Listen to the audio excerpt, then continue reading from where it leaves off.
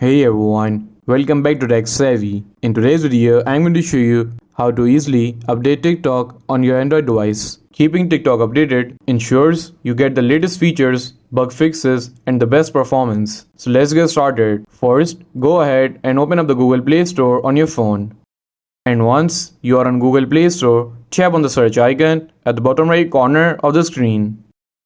And then tap on the search bar at the top and type TikTok. Now you will see the TikTok app in the search results. Tap on it. If there's an update available, you will see an update button. If the app is already up to date, you will see open instead.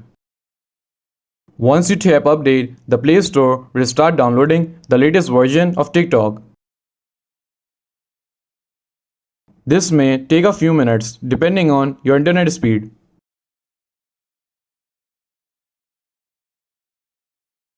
You will see the open button. Tap on it to launch the updated TikTok app and enjoy the latest features. And that's it. Updating TikTok on Android is super easy.